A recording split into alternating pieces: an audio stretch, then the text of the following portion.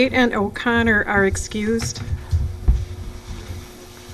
Please rise for the Pledge of Allegiance.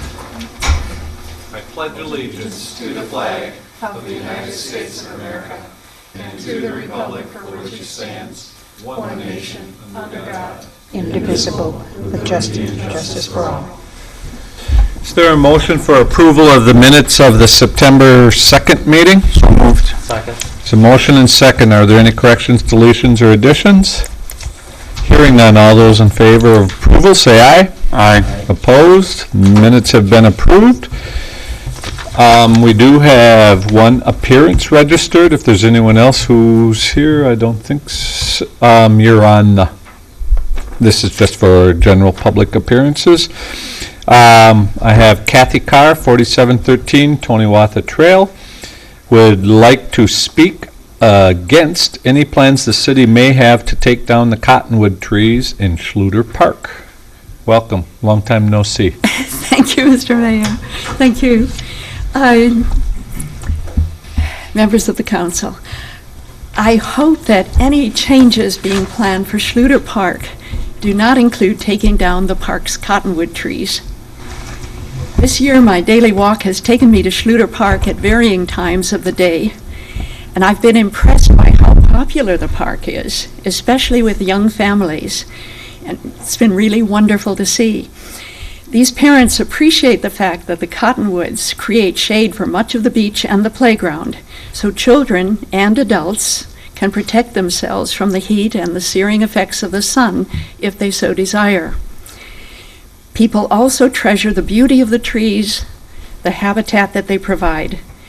Many are also aware that flood-prone Monona needs its cottonwoods. I have spoken with numerous people I've encountered at Schluter Park, and all have responded negatively to the prospect that the city would take those trees down. Thank you. Thanks, Ken. Thank you very much. Did you want to register to speak right away? If you would. Oh, you're ahead of the game. Your timing is perfect. How you doing, ma'am? Welcome to the rodeo.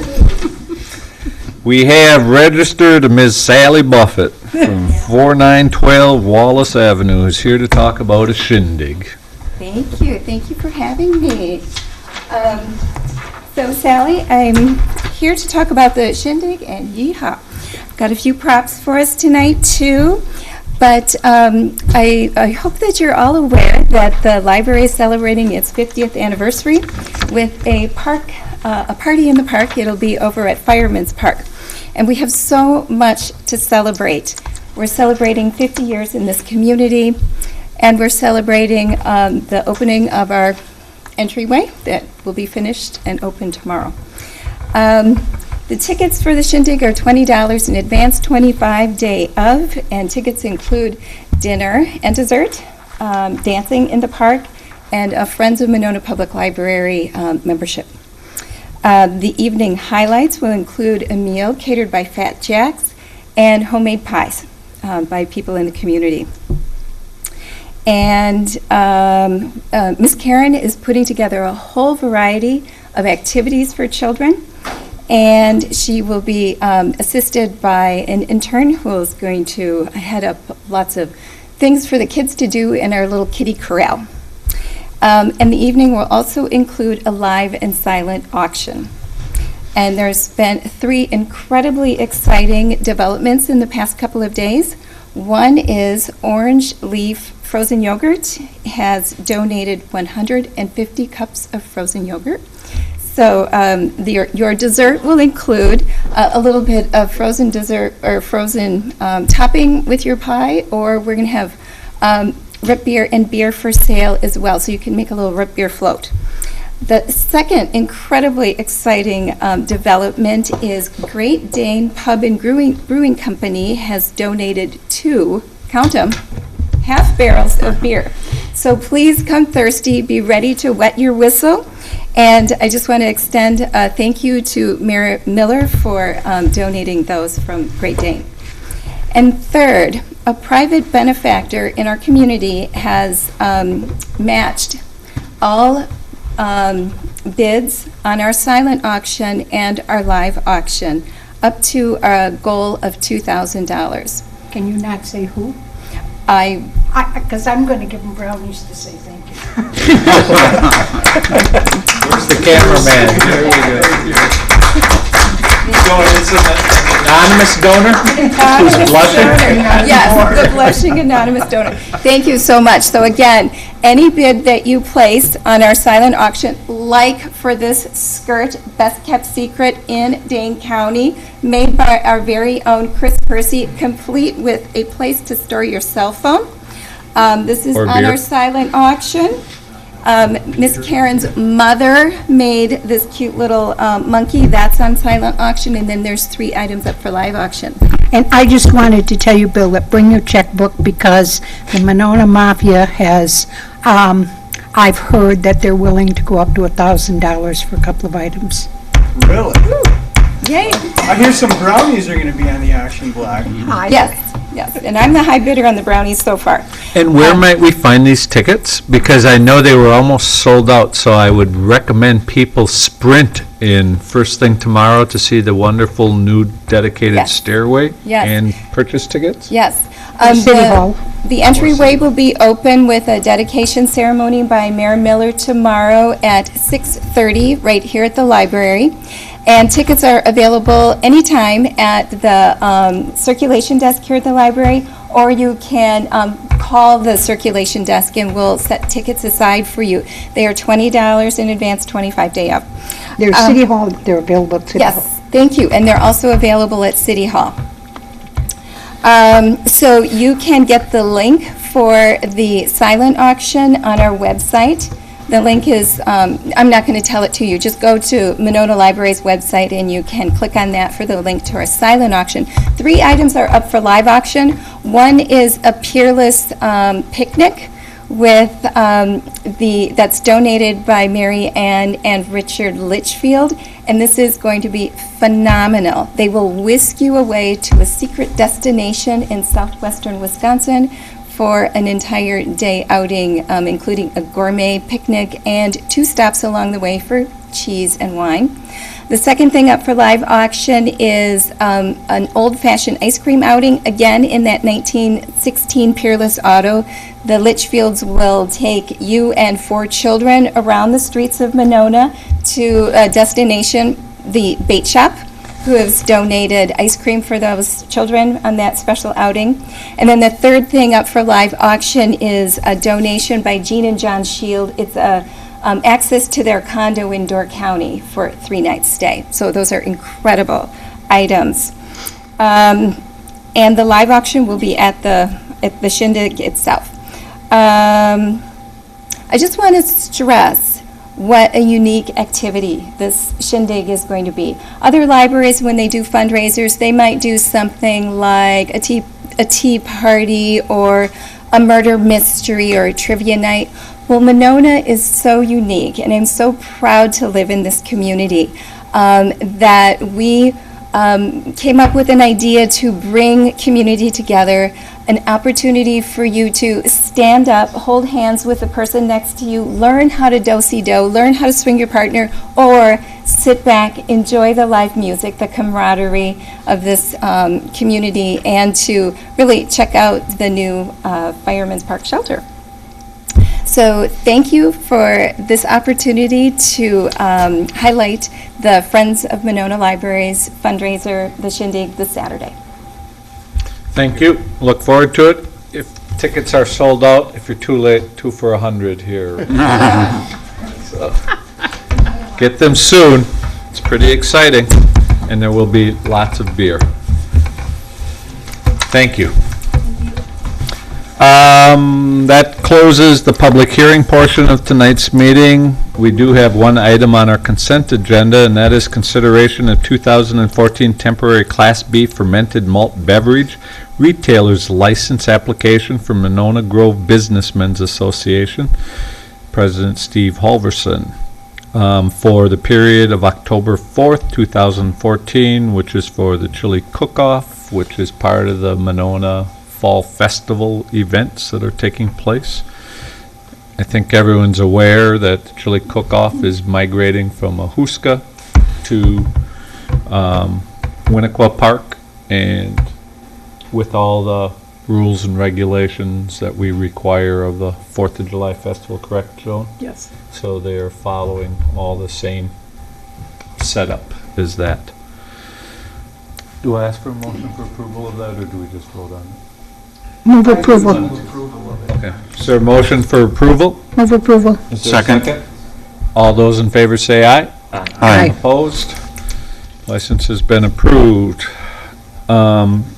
Council action items for this evening. Item 1, unfinished business, is consideration of Resolution 14-09-1983, which is approving a third amendment to the development agreement with Trasta Group. Is there a motion for approval? Move approval. Is there a second? Second. Motion and a second. Bill?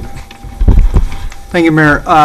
Trasta Development, under the current development agreement, has until December 31 of this year to fully complete their project. They have begun construction and are moving expeditiously, but do not believe that they will be completed by December 31.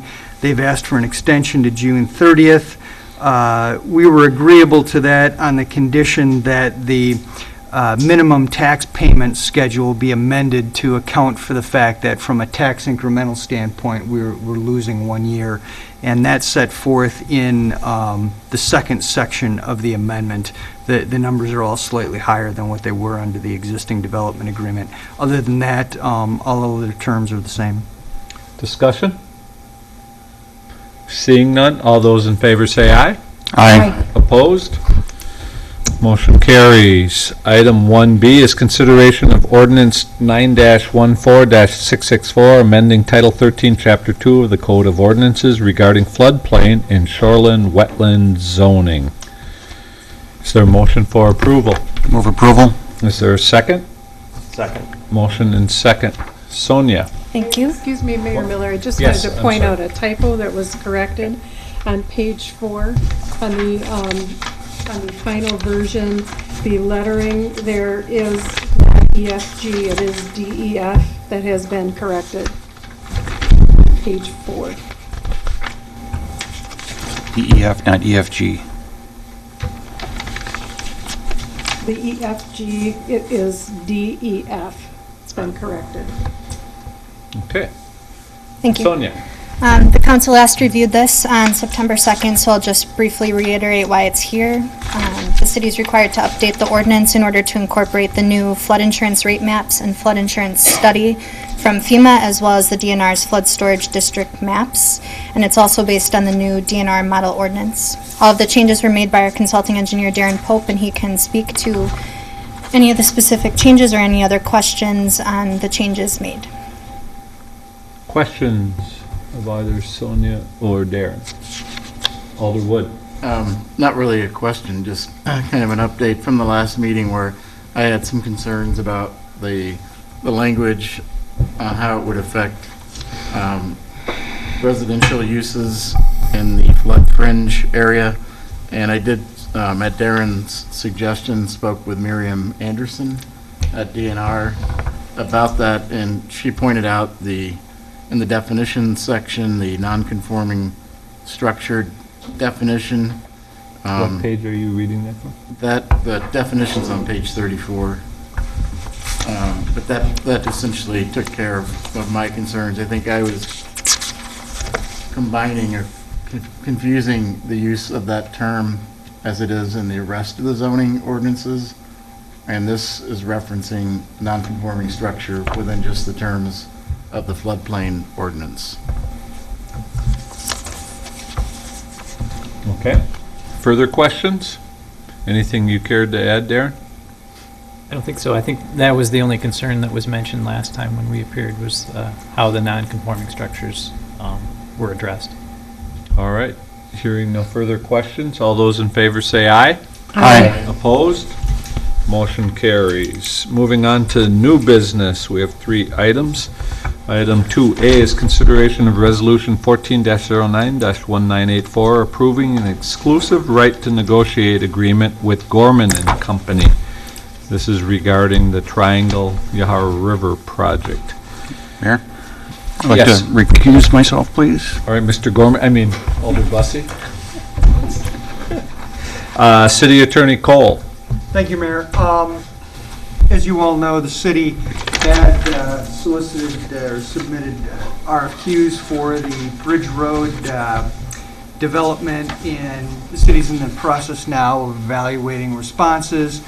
One of the responses came from Gorman and Company. They've expressed an interest in redeveloping some or a portion of it, and they're willing to commit a fair amount of time right now to start doing that. Their concern is they don't want to invest a lot of time if the city would frankly just award the project to somebody else while they're doing that. It's a legitimate concern. This is intended to address that. What this agreement basically says is until the end of the year, we won't enter into a contract with anybody else to redevelop that project, but that we certainly reserve the right to continue to solicit responses, negotiate with other people, talk to other people. We just would not enter into a contract until either after December 31 of this year, or there is a provision in the agreement that if we and Gorman agreed, it could be extended an additional 60 days, so it would take it through the end of February. Questions? Alder Wood? Yeah, just more of a comment. This was discussed at CDA at the last meeting, although we didn't actually have the MOU in front of us, so it's going to be on the agenda at the September 30th meeting. There were some concerns about giving one party exclusive rights to negotiate. I think because this, as Bill said, gives the city the right to continue to talk to other parties, my guess is CDA will be okay with it, especially for the limited amount of time, but I think we need to wait until CDA gets, has their kick at the cat. Which we will with the second reading now. Right, the Correct, second reading yep. here will be after that meeting. Yep. All right, further questions? We do have CDA chair here if there's any questions. Mr. Stolper too. Alder Bussey. I'll go anyways. I'm not Bussey, but What did I say? Alder Bussey's up the hall. Alder Holmquist, sorry. Attorney Cole, you indicated that they were interested in some portion of this, and does this restrict our negotiation for the whole entire project or only identified sections that they have interest in? Would be identified sections that they have interest in. They're looking to be, no one came forth wanting to be the lead developer for everything. So they came forth that they are willing to partner with the city, where the city plays a substantial role in being the lead development, but they would become the lead developer with the city. We don't know until we meet with them for sure what those portions may or may not be, but there are other developers waiting to work with them on additional developments within that subset. Alder Wood? Yeah, and it provides in here at the item 2 under the now therefore clauses that the city will go ahead and have Vanderwall prepare a master plan for the entire site, and it seemed to be at CDA. The direction it was going would be the city would sort of be the master developer using that master plan. Correct. And I don't know, is that going to require an amendment to our contract with Vanderwall, or are they already under contract for that? I believe They're under contract, but I don't know if there's. It would just be toward their hourly rate. Okay. The contract would preclude us from entering into any contract with another developer for any portion of the agreement, so. But they can bring in additional developers as part of theirs, correct? Correct. As subs, and I think that's what's may take place. Actually, it's going really well, and hopefully will continue, but it's traveling a very successful course, I hope. All right, further questions?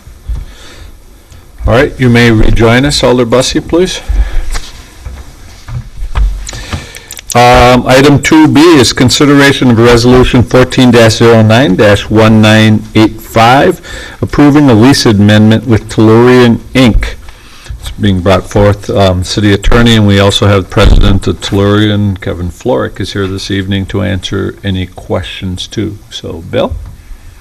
Thank you, Mayor. The city currently leases a portion of real estate adjacent to Woodland Park to Tellurian for its operations relating to mental health care and drug abuse treatment.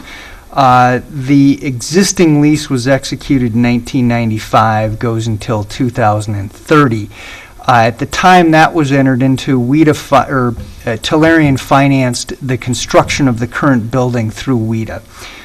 It gave WIDA certain rights in the event of a default by Tellurian, where WIDA could step in, cure the default, and then sublet that area to another drug treatment or mental health facility. Tellurian has since paid off that debt to WIDA. They're seeking to secure new financing of up to $1 million to improve the property. In order to do that, they require an amendment to the lease. They're seeking financing through a commercial lender. The commercial lender objects to being limited to the ability to sublet that property in the event of a default. They, as any banker would want to do, would want to reserve the right to sublet to anybody that they could. We obviously objected to that. Given the location of that facility, we made clear there's a lot of uses there that just would not be acceptable to the city. So we're somewhat at loggerheads there. What we ended up agreeing to would be, if there was a default and the city did not elect to purchase the property, as is our right, and their lender did cure the default, the lender would have the right to sublet, but only to a user that the city consents to, and that the city reserves its absolute discretion to approve or deny any tenant or sale if they wanted to sell that building. That, frankly, is a little stronger power than we currently have under the lease, because right now they could sublet to any mental health or drug treatment provider, and our ability to object to that is somewhat limited. That relates to that. There are three other issues that the city asked to be included into the amendment to address concerns that we've had come up over the last several years. The first has to do with police time. There have been a lot of police hours devoted to Tellurian, primarily due to calls there from people that are under certain court orders for treatment or Chapter 51 proceedings, where the police officer would have to spend a considerable amount of time either transporting the resident to various parts of the state or standing by at a hospital while treatment was provided. The current amendment would have Tellurian reimbursing the city for any police time over and above 20 hours a week at the rate of $40 an hour. The second issue that we sought to be addressed had to do with a path that runs through Woodland Park that appears as though it may encroach upon the leasehold portion of the Tellurian facility. This amendment would consent and allow that path to remain in its current place. The third change the city sought and Tellurian is agreeable to has to do with the nature of the residents there. The current lease allows Tellurian to have any patient there for mental health or drug treatment. The only limitation in that regard is the current lease says that cannot be used as a correctional facility. And over the last several years, there have been issues of residents there that are under varying types of court orders. There's a whole spectrum of court orders people can be under, from nothing more than take your medication to you shall be placed and reside at a specific facility. The police from time to time have had problems with people court ordered to be at that facility that will walk away. And the police then would be called, and the police would expend resources to track these people down. The current lease would preclude the placement of any resident there that is under a court order to be at that facility. So they can be under a court order for a variety of things, to take medication, to have treatment. They just can't be, they have to be at Tellurian of their own volition. They have to be able to leave freely at any time. And Tellurian's agreeable to that, and that addressed the third concern that the city has. All right. And Kevin, you can jump in there if I don't explain this appropriately. So what's triggering this? Because they didn't need to reopen this agreement. But Mr. Florek wants to make a number of improvements to the facility, remodeling and structural improvements. And if you haven't, I suggest, they welcome giving tours. But there's a substantial amount of the building that I think is in great need of improvement. So they're going to take out a second mortgage or borrow to make improvements and make it a much nicer place. Did I say that correctly? So that's what's behind that. But once this agreement gets opened up, it opened up all these other points, and I think we've kind of reconciled our way through a number of these points going forward. Alder Thomas? Couple of questions.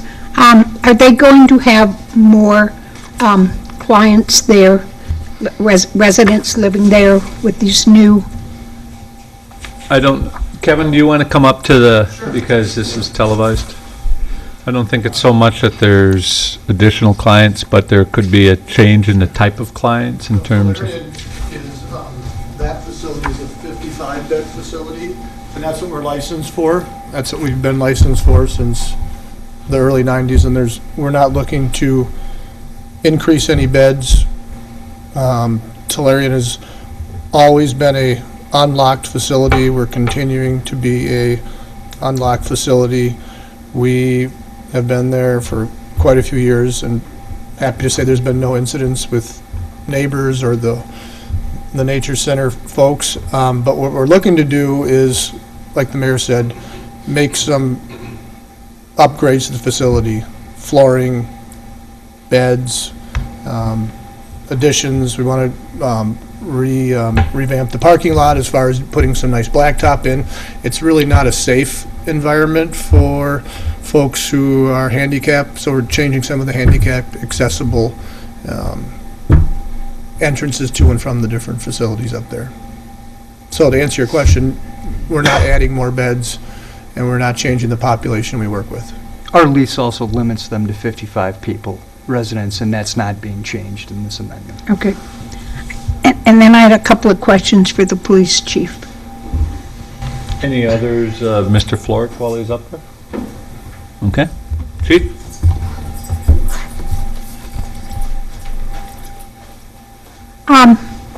Much time on average does the police department spend at Tellurian a week now? And are there any other, what do you spend on average at other, I'm looking at the 20 hours thing, there's a limit that says 20 hours a week. And I'm trying to figure out if that's reasonable. What do you spend at other facilities? How much do you currently spend? I was here when we did the first agreement. I knew Mike well. And this community was very welcoming of Tellurian at the time, because we recognize that it's very difficult to locate this kind of facility in a community, and that was very harmless, and we didn't expect it to be a burden on any of our departments. So that's why I'm asking some of these questions. Just to clarify, I know when Mr. Cole was mentioning, he said 20 hours a week. It's 20 hours a month. Okay. That was the Okay. time frame we were using. I'm in agreement. I mean, I think we all understand that mental illness is important, an important topic right now, and I commend Tellurian for the treatment they do for those people that are there for treatment. As far as how much time we spend, it varies greatly. Like, we could get a retail theft call at Walmart, and we're there at Walmart. We're at Walmart a lot, anywhere from 4 times a day to once a day to maybe once a week. It depends on how many loss prevention people are there. The difference there is it's a quick case to handle. You go there, you're there for maybe a half hour, you write a municipal citation, do a little report, and you're done. Boom. If someone has a warrant, you take them to jail, you're done. The difference at Tellurian is that there's 3 different departments, and Kevin could probably talk about those better. One is adult residential, or ARC, that's your... That's inpatient residential drug and alcohol treatment. We have a transitional housing program, which is for folks that are in need of housing and life skills training. And then we have a mental health part of the facility that works on medication management, psychiatry management, and treatment. I think, if you don't mind me just interjecting here. Scoot over a little bit.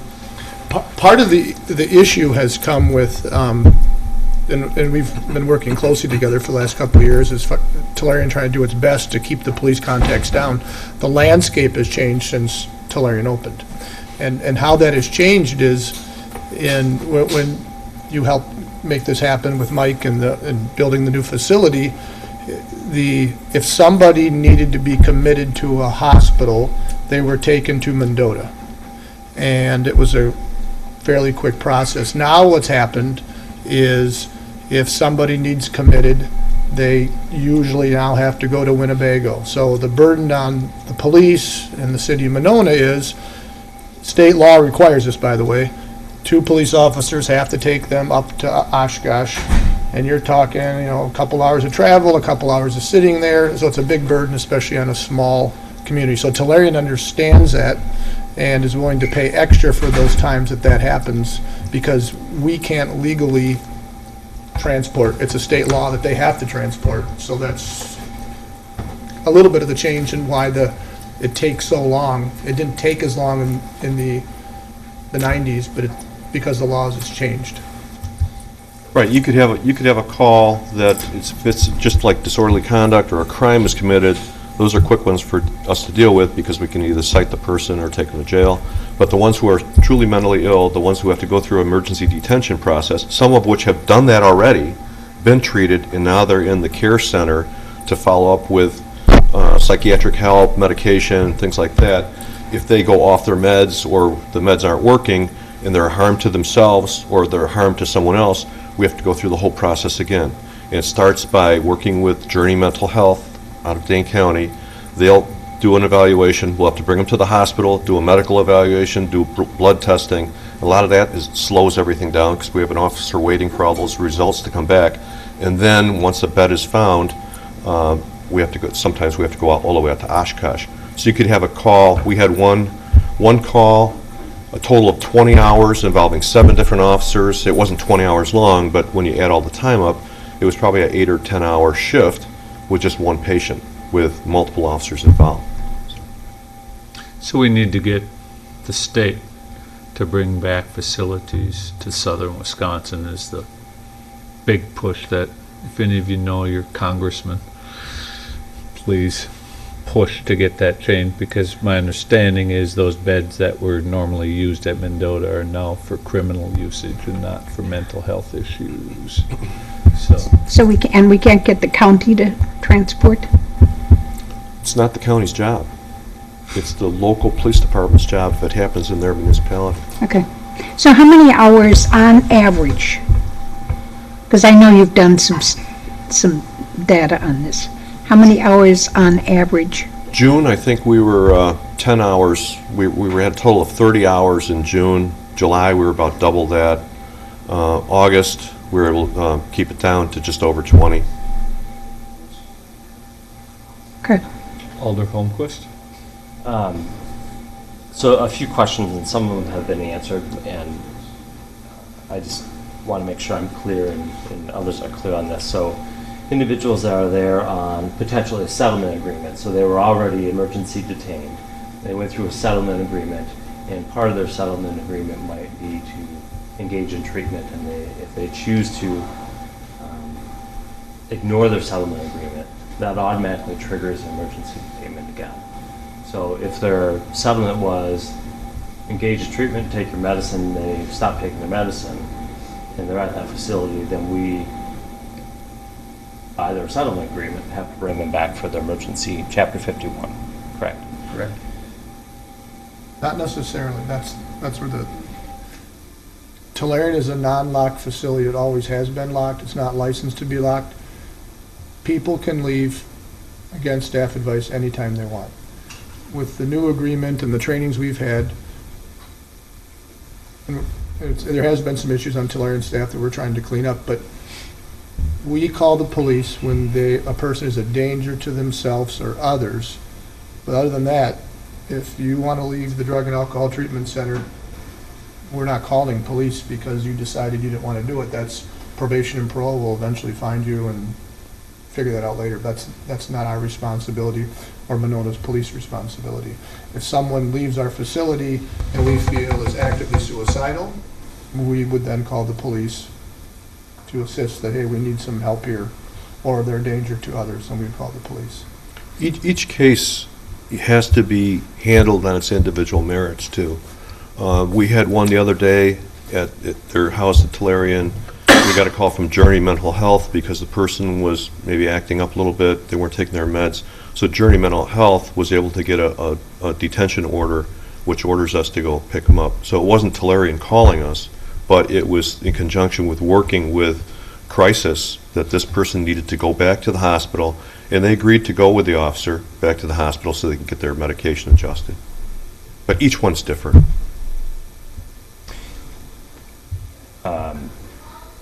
Thanks for some of that clarification about settlement agreements that they choose to walk away, because there is this aspect of it. If you're on a settlement agreement and you're not complying with it, you've broken that. I mean, and if your facility is saying if you walk away and that's part of your settlement agreement, we're not going to do anything about it unless we have concerns about safety of yourself or others. The other But question. what they would be is, sorry to interrupt, but they would be in violation of the court order. Yes. So they could be held in contempt of court by the judge. He could issue an order. They have, like Kevin was saying, that they have to be arrested, probation and parole, because they violated the parole. There's a little bit, for me at least, of how we define things to draw the line for purposes of this agreement. Because, as Mr. Florek said, it's not a locked facility. Anybody can physically leave. From my perspective, we need it tighter than that. We need, legally they can leave. We understand that they may be in a court order to take medication, to receive treatment at some location. I just don't want to place the city in a position where they're court ordered to be legally at that facility. And while they could physically leave, legally they're bound to be there. I don't think that's, to me, that's more like that's more like a correctional aspect of it. So from the way the amendment is drafted and intended, the people, Tellurian will not take anyone that is under a court order to be at that geographic location. Is it common practice in the settlement agreement that a facility is named? No. Comply with treatment is what, the people we see at our facility will say, you need to comply with treatment. If it's to a specific facility, then it's typically to Mendota or a locked facility. Again, we're not locked, so we're not in that continuum of care where we're we're not the locked facility part, we're the treatment facility part. And if the court and the experts think that they need locked, then they go to that locked facility. If they need treatment, that could be Tellurian, that could be outpatient, that could be Rogers Memorial Hospital, Betty Ford, Journey. There's a plethora of places they can go. And we have had cases where we've had issues with a particular patient, and I have talked to Kevin, and they have the ability to not accept them there or not bring them back once they've been taken out. So Yeah. we sort of have a love-hate relationship going on with, but we've tried to work together on those type of Yeah, we've had a problems. couple over the years where, and this is important to realize too, is that Tellurian has the right to accept or deny a patient no matter what the referring agent says. So, for example, Dane County buys a lot of our beds. I can say no for any reason I want. So there was one particular gentleman that was a frequent flyer as far as Monona Police was concerned. Chief called me, we talked about it. Long story short, Dane County wanted to bring him back. I said no, and they said why? And I said because it's in our contract that we're just going to say no, because we're also trying to be good neighbors and work things out with the police, because, and especially with this new agreement, we don't want to be calling the police or using the police when there's things we can take care of. And we've been working closely together for the last couple of years, where I think when we first started working, we were averaging about 16 to 18 calls per month, and we've made fairly good progress for the last couple of years by a couple of different things. One, we've worked with both the chief and Officer Fenton as far as some staff trainings, which we're going to continue to do. We've done our own internal trainings. We've changed some protocols. We've tightened up a little bit on folks coming in. So there has been also just a reduction through staff training and upgrades as far as reducing the burden, because we know that in this new world, things take a lot longer than it did in the 90s when, I would guess, I don't know how they kept the data in the 90s, but when we used to have children's programs at Tellurian, when you guys first started this, I was just starting out in the field, and Monona was there every day because the kids were very at risk and very violent, but it didn't take long. Now it's taking long, and we're willing to chip in a little bit to help. Alder Bussey? Attorney Cole, it sounds like they've got a kind of a gentleman's agreement that if the chief has a concern about a repeat offender, whatever. Frequent flyer. Frequent flyer was the term, thanks. Is that something that should be in this agreement, that if the chief indicates that there's a frequent flyer that should be on, for lack of a better term, I'll say a banned list, that it wouldn't be a gentleman's agreement, but it would be a something that we would have control of, that this person's not coming back? To answer your question, no, the current amendment doesn't allow for that. I did give some thought to that, and ultimately concluded that was not something I felt comfortable putting the police department in the position of. We'd have, if we tried to assert an affirmative right to preclude certain individuals, that would require Tellurian, one, to tell us who they were all going to take and various information, that we would run into HIPAA confidentiality issues. If we ran into a difference of opinion where Tellurian wanted to place them there and the police department didn't want to place them there, in all honesty, the police, that's not their expertise to deal with, what people's treatments are and what kind of issues they have. So I thought the better approach was to allow that discretion to remain with Tellurian, with the understanding, though, that if this person ends up being manpower intensive, Tellurian will end up paying that bill, and hopefully that will deter Tellurian on its own from taking those type of individuals. Alder Thomas? Question about that issue. I bet Dane County isn't real happy when you tell them, no, you won't take someone. Correct. And so, is there something, if we want to maintain some kind of leverage to say, this has been a frequent flyer that we've dealt with a lot, we don't want them back. If you can say, Monona Police, my landlord, we have a lease, I can't take them, we don't want to do it, does that give you better leverage with the county if you can work out? And I understand this gets complicated, but if there was something that, what works for you? What works, again, I'm okay with saying no. It's happened once or twice, and Chief and I talk every couple months and email almost weekly, as we're watching these contacts really closely. I don't have any problem with saying no if it really makes sense. I think you've requested one or two no's, and we've said no both times. and that's fine. And this gets back into kind of the vision and the mission that I've talked with the chief and the mayor about is part of what we want to do with that facility is with some of the monies that, with refinancing the upgrades, is also to continue process improvement. We've got $300,000 electronic health record system that we're trying to pay for, which will help us work more closely with insurance companies and cash pay folks. And Dane County knows this. Dane County does not pay very much, and insurance companies and cash pay folks pay a lot more. So part of our overall future growth at Tellurian is not to be just dependent on the Dane County folks. It's for us to make the facility nicer. Private clients? Private clients, diversify our funds.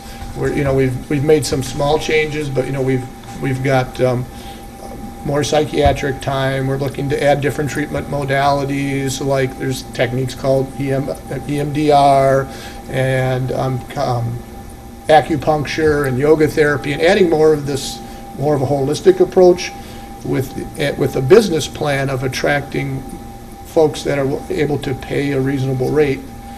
For example, for a residential treatment bed, Dane County pays roughly $110 a day. It's the same that they paid in 1992 when it started. On the open market for cash, it's a little over $400 a day. So we want to continue to be less dependent on Dane County and saying no to them. We have done that. Our patient population, as we try to reinvest in our product, has gotten more away from Dane County. In our residential, it used to be almost 100% Dane County. Now it's 25% Dane County. So saying no to them isn't that big of a deal from a business standpoint, but I appreciate your suggestion.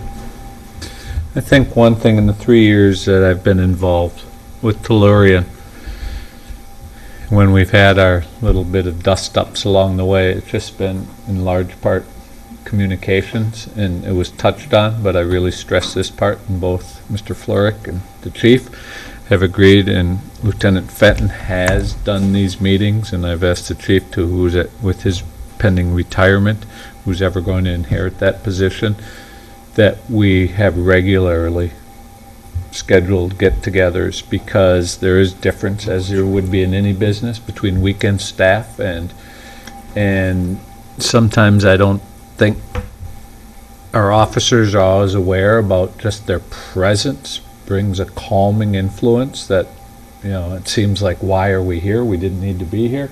Well, you meet Officer Vogeltantz, in full garb, it sometimes suppresses a situation that might have been heated, as I've learned, with a young woman, couldn't control the person. So I think the communication between these two is critical, and through the department, and we always seem to work through it, and now we have the added, it's not in their best interest to call us financially in their best interest, because the clock is ticking, and Kevin's very aware of that if I don't think these calls are being made willy-nilly, and I think they will become even less so with this agreement in place. So I have utmost confidence that this will work out, and at the end of the day, we can be a really hard landlord if we need to be, if it's not working. So I don't think so. Yep. I have one last question that has to do with the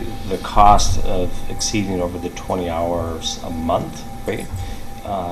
Because I know a lot of these situations, the ones that are more time consuming, can involve the drive and all that extra time. And I know at public safety meetings, we've had conversations about where overtime is being incurred, and when events like this may happen, it might be all in overtime banks and how that all gets balanced. I'm not sure if there's a way to capture actual costs beyond just a fixed dollar amount, if there's a comment. Admittedly, I tried to keep it a fairly simplistic formula. In all frankness, I talked to the chief, and we tried to figure out an amount that reimbursed the city on a fair basis, but did not convert it to a money-making exercise. And that's a ballpark figure. I mean, I don't. The chief may be able to address it more specifically, but Right, it's not a dollar for dollar reimbursement for sure. I was just talking before we came up here, like next year's overtime rate for an officer after July 1st is going to be $49 an hour. That's for overtime. So we tried to kind of blend in regular time, overtime, and, basically 20 hours. As Kevin knows, we're not looking for 100% reimbursement, but this section in this agreement kind of, if he has to pay some money, it's going to bring it up to the attention span where there's a problem and they need to fix it. All right, further questions? I just have one quick question. It is currently at $40 an hour. Correct. Will it be that way in 2050? The way it's written, it's a static amount, yes. Don't we think that maybe every 5 years or 2 years? I mean, I don't want to nickel dime them to death, but I also watch our budgets go up, and what $40 we'll get now is not what $40 we'll get 10 years from now. And the cost of beds won't be the same 10 years from now, so. Sounds like they will be from the county, but. So I don't have a solution on how to fix that, but I think that there ought to be something that it gets.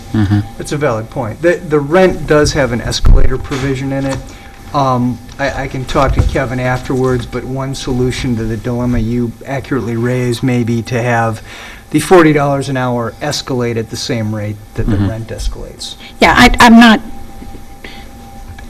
I have nothing particular in mind. I just think it's something we need to think about putting It's a in. valid point. Alder Wood? Just a question, do you know about how many clients or patients you have go through the facility in a year? As a company, Tellurian serves about 8,000 through all our 22 programs. The McGovern Center is a 55-bed that just, I would say, is usually at about 75% occupancy.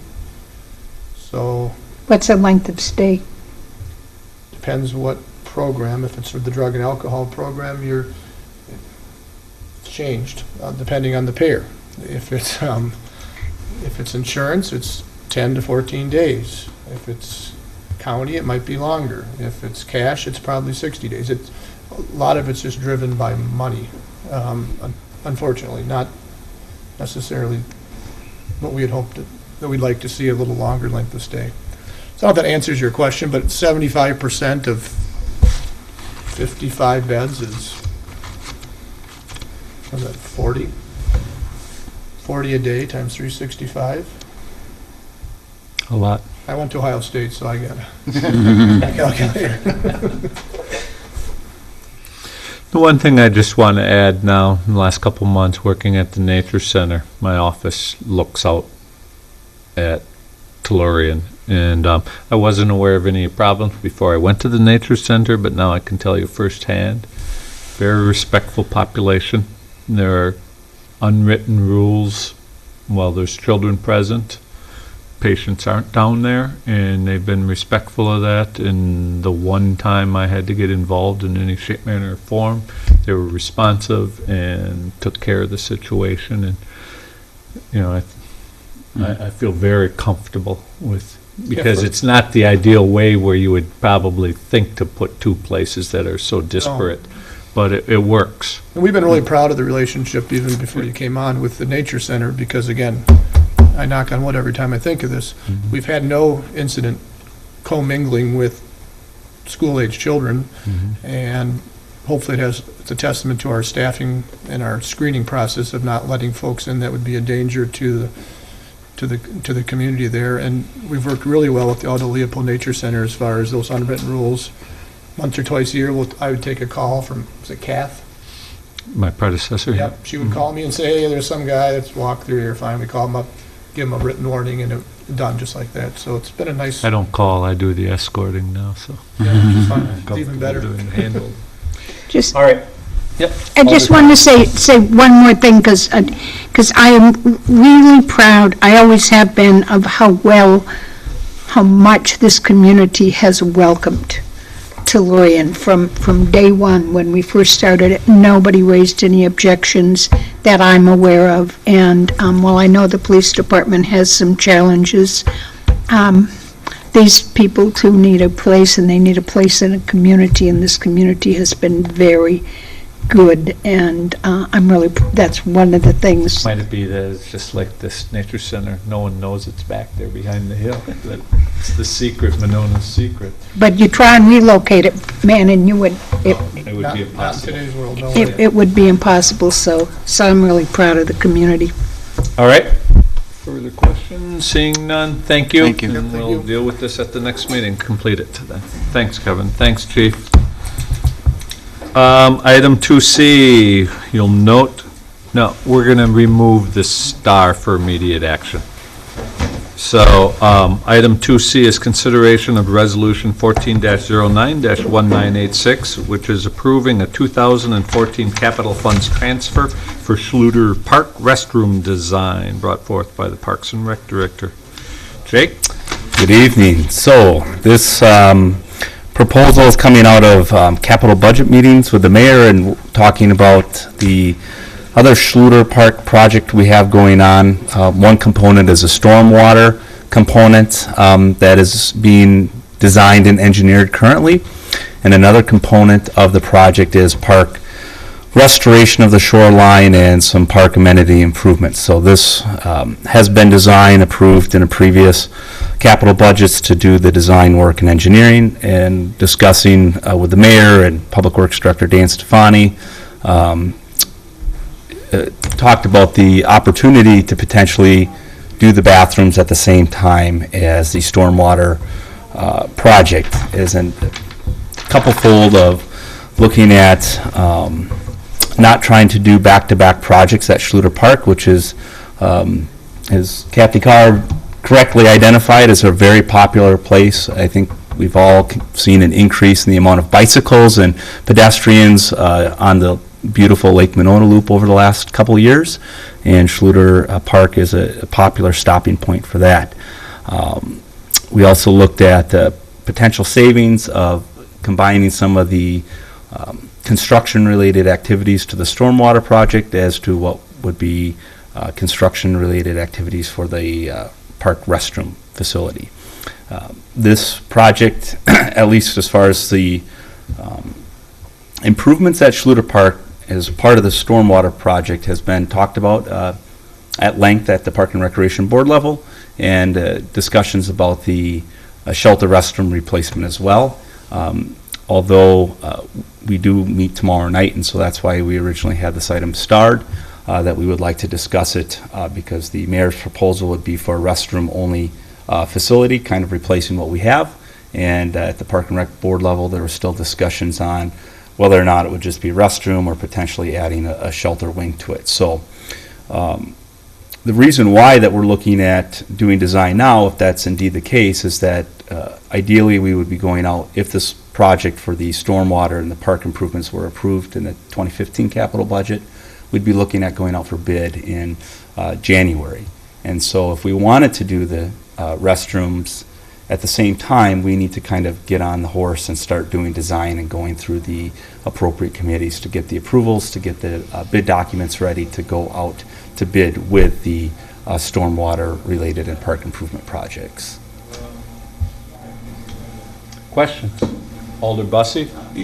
Jake, could you explain the two projects, and at Finance you'd said that you didn't want the park shut down for 2 seasons. Can you explain why each phase of this, so to speak, would require the park to be shut down?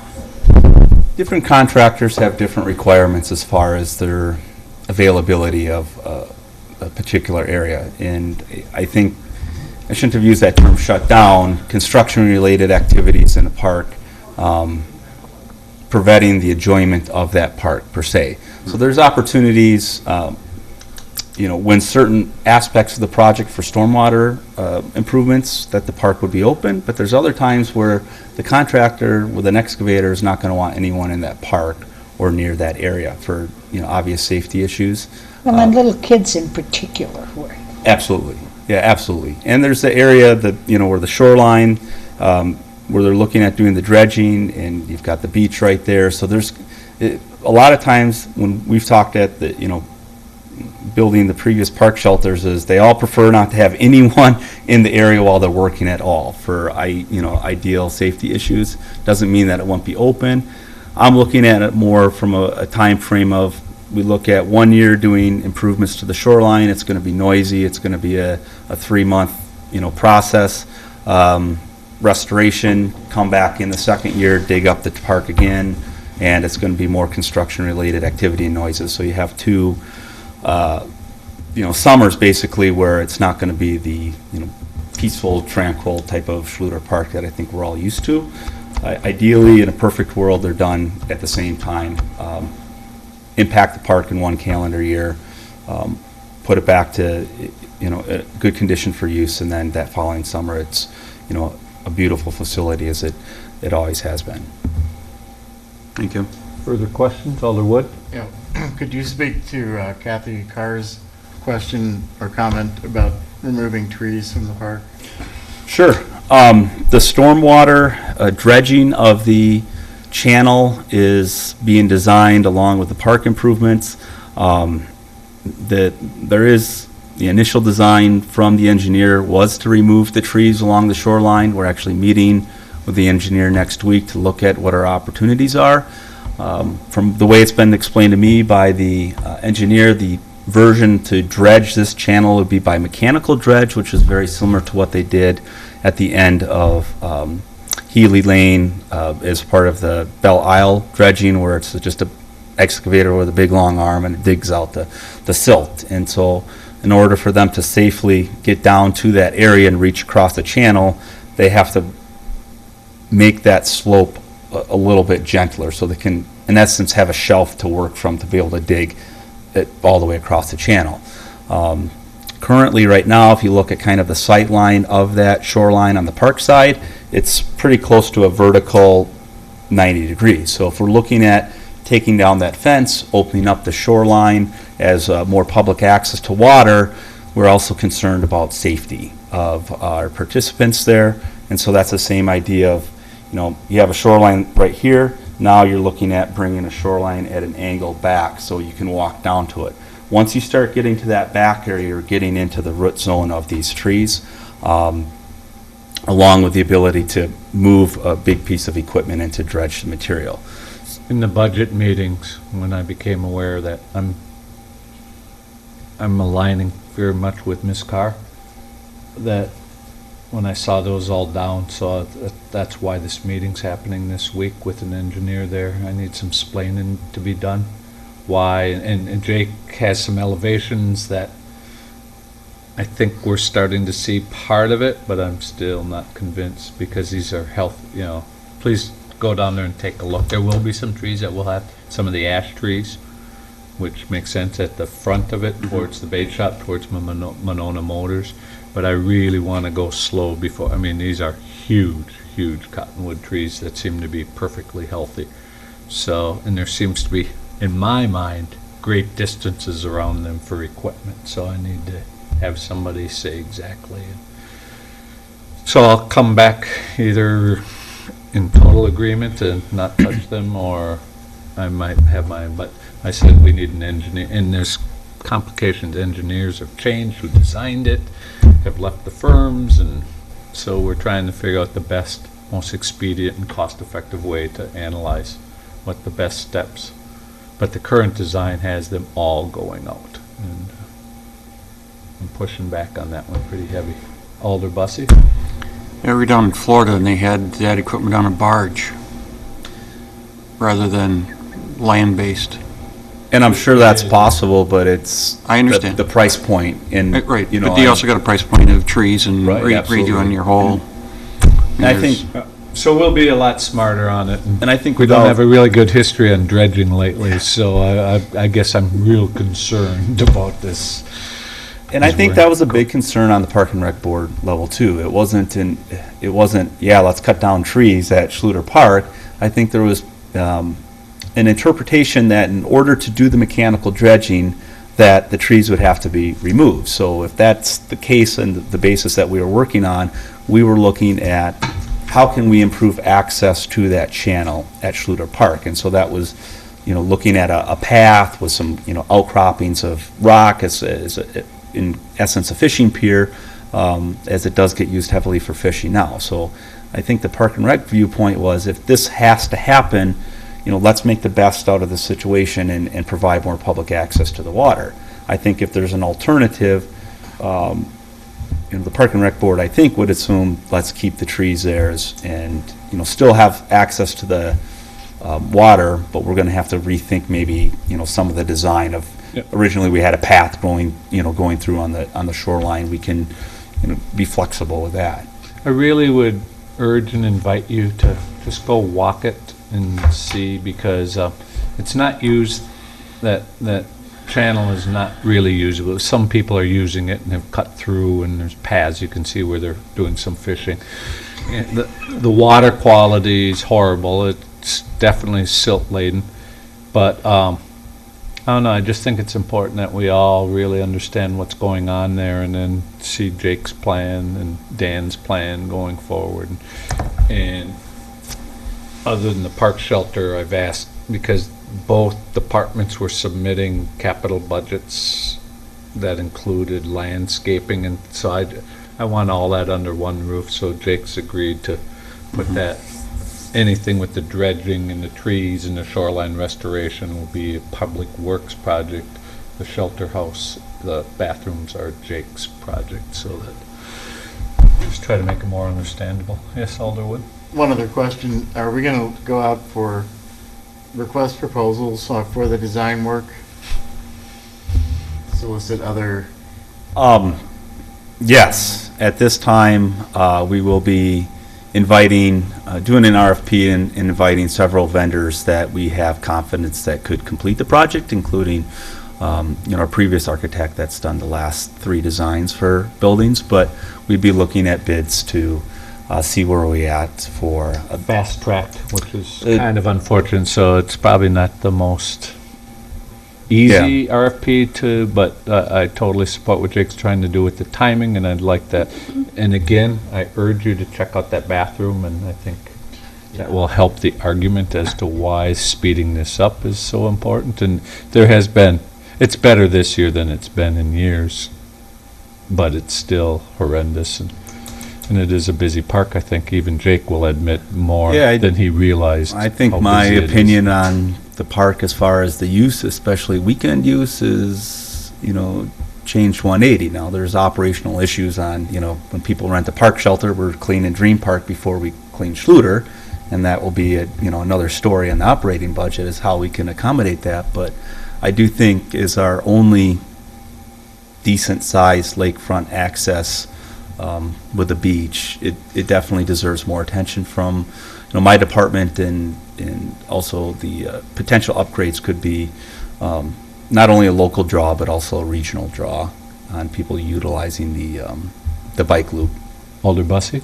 At finance, you mentioned that there were some potential grants that we would be targeting because it's along the bike path, and I'd encourage you to consider the scoring for those, what elements we may have to include so that it would score well for those grants if we're going to target being bike friendly. Absolutely. One thing, and we'll go over this in capital, but it's going before parks, and the mayor and parks committee don't always see eye to eye. But my vision that I'm pushing forward is not to make this be a huge park shelter, because although it's our biggest lake park, it's not that large of a park, and as I'm sure you're all hearing the same criticisms I'm hearing about the houses that are going up along the lake are blocking more and more and more of the view. Here's one where I think we can lead by example by not filling that view up of the water with the park. We have a lot of park shelters now, and I'd like to see those get used more before we start hanging park shelters off of Schluter and blocking more of that view. So, and I think Jake is in agreement. Yeah, I'm in full support of that. Now if you can just control his committee. I think, I think the realization is that it's a transit park by use. We're getting people coming in from the bike loop, we're getting people to spend 10 minutes there after getting an ice cream cone, and so it lends itself very Usually the well. adjoining dog park next door. Forgot. And not necessarily one that we would want to have a large shelter rental. So personally, yes, I would prefer just to have replacement restrooms there without a shelter. Further question? Alder Not a Holmquist. question, just a request, and then, because there's been a lot of conversation about the current plan, if maybe the current plan, just the simple version of it, could be sent out to folks. Yeah, that sheet that shows the trees going off, that one that we've been working on, I think would give them some idea, and it gives you some of the elevation things that we're assuming is why this is being done, to gradual the slope down. Why do we have to gradual the slope down? We may not. That's what we need to meet with this engineer and think with the thinking. The reason now is it's a 90-degree. Yeah. And I almost fall wanted in to when use- I go fishing there. Yeah. So. Go fishing someplace else. But that's what we're going to be taking a look at. Is exactly why and how, and the Good steps engineer's in. going to make us smarter this week or next week or whenever we're meeting with this week, yeah. next week. Following week. Yep. Okay, so you'll email that out to council? Absolutely. Yep. Okay. Further questions? All right, thank you, Thank Jake.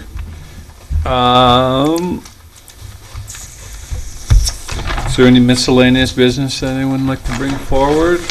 Seeing none, reports of committees, commissions. Jake? As long as I'm here, I can't do justice like Sally did for the shindig, but the Monona Fall Festival is rapidly approaching as well.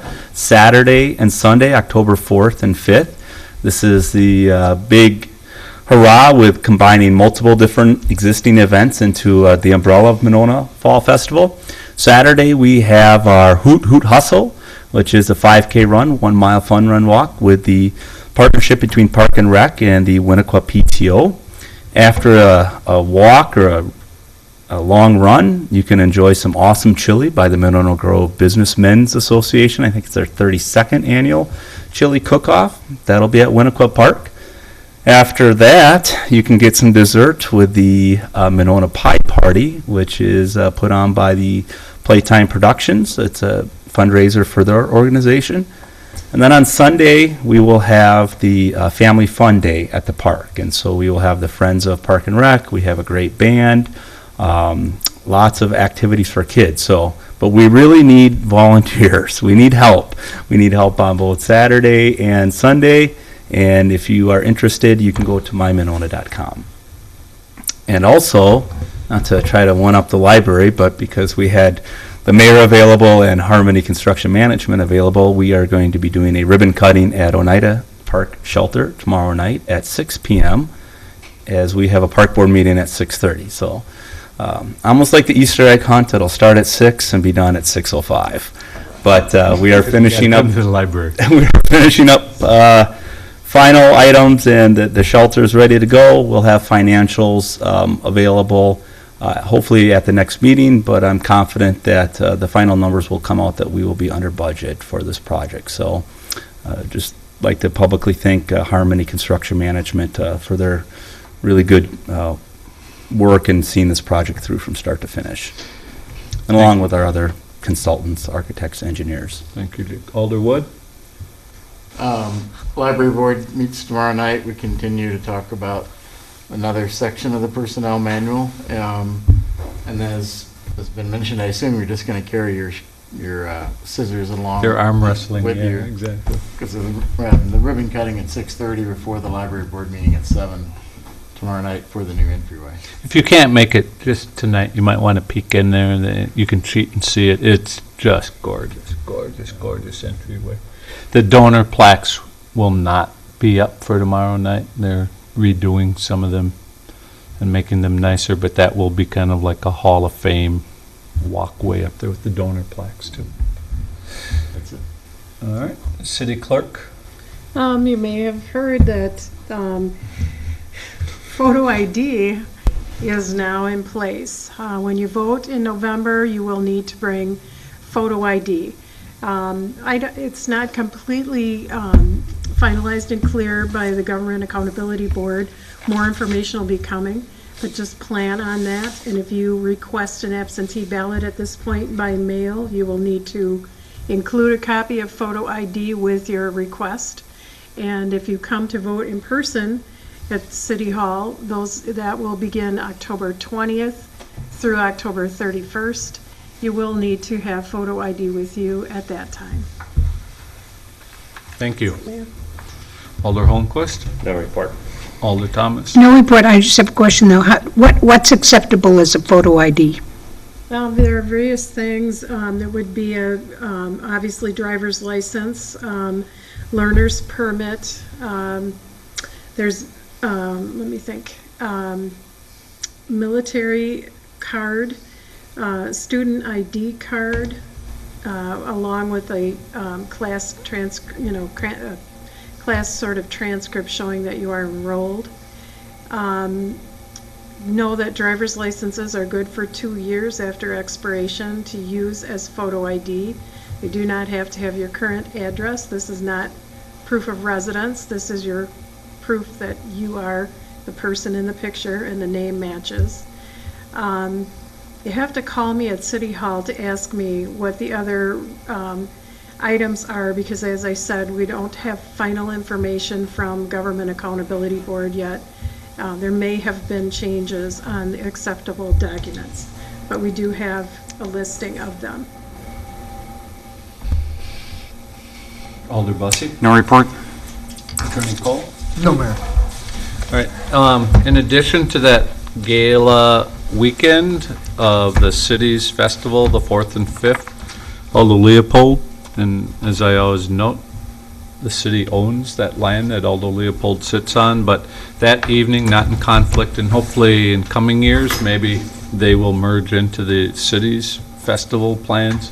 But the 4th, and I left an invitation, but the Pipers in the Prairie, which is their biggest event of the year, is taking place with the bonfire and the Gaelic, the bagpipes and food and music and all of that. It's also taking place there.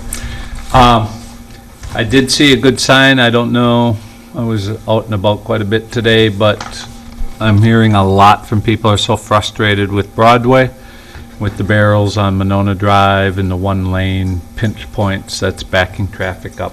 But I did see they were paving today on Broadway, so the crossover will move up to Rose Lawn, and hopefully those barrels will come down this week on Monona Drive, so all those lanes will be free through there. So that's all I have. You will note there are some appointments. We have Chris Hamburg renewing his Plan Commission position, Jerry Nelson on Landmarks, Catherine Lamb, Zoning Board of Appeals, and Paul Gavin, Zoning Board of Appeals. Is there a motion? Move approval. Is there a second? Second. Motion second. All those in favor say aye. Aye. Opposed? Appointments have been made. Is there a motion for adjournment? Move adjournment. Second? Second. All those in favor say aye. Aye. Meeting's adjourned. Thanks, everyone. Yep. So